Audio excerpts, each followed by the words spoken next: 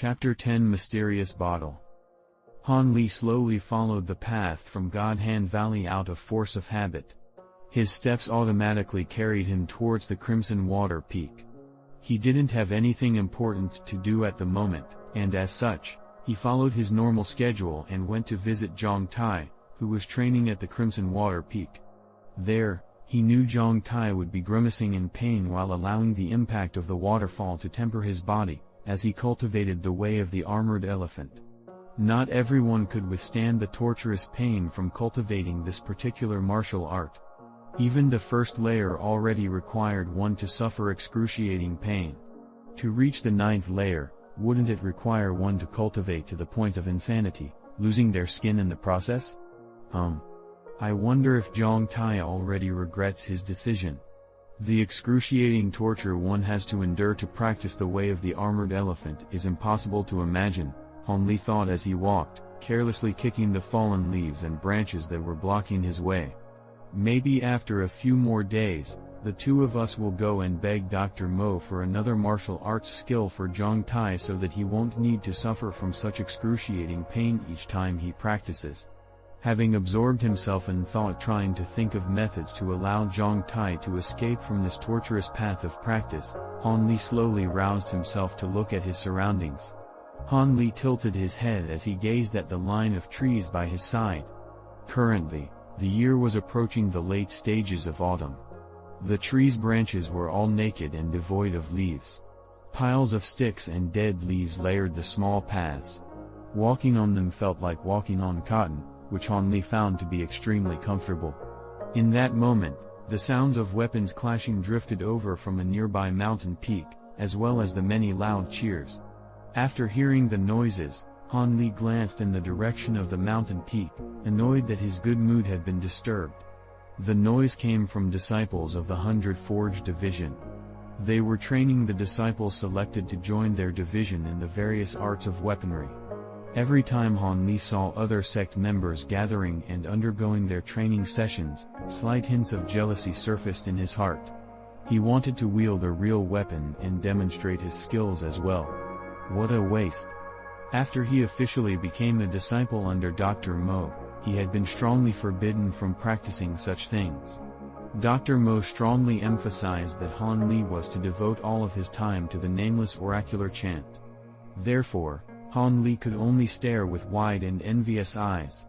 Occasionally, to scratch his itch, he would borrow a few weapons from some of the other sect members he was on good terms with and practice with them. How truly useful was it to cultivate the mysterious chant? Up until now, Han Li had not seen any positive effects of his constant cultivation. Other disciples had already strengthened their body and mastered impressive martial art techniques. If the path of martial arts was compared to a marathon, Han Li was certain that he had remained at the starting point and hadn't advanced in the least.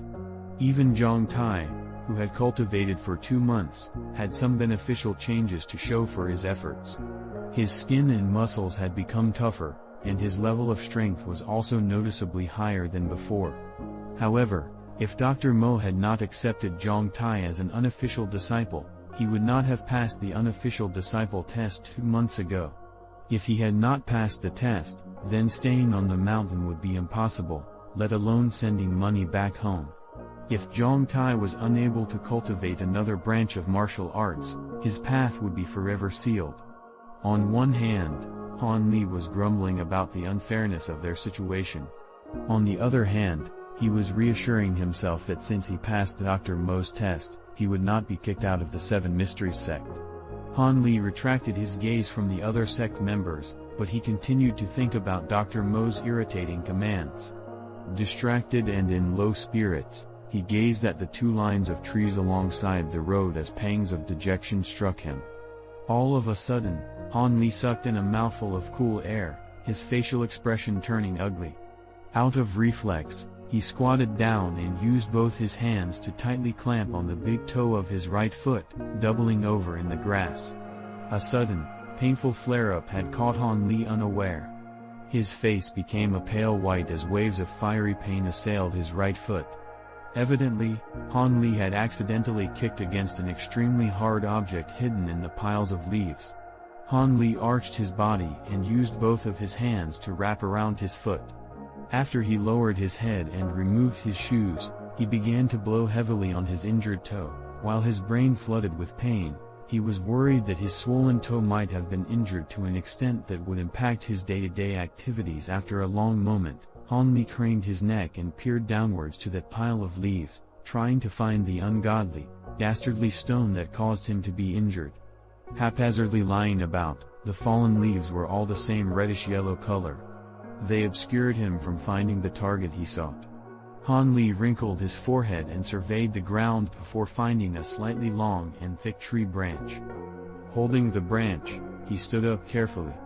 Unwilling to give up, Han Li used the branch in his hands and continued to probe piles of leaves. He spotted an object the size of a fist. Han Li paused momentarily and considered the object in front of him.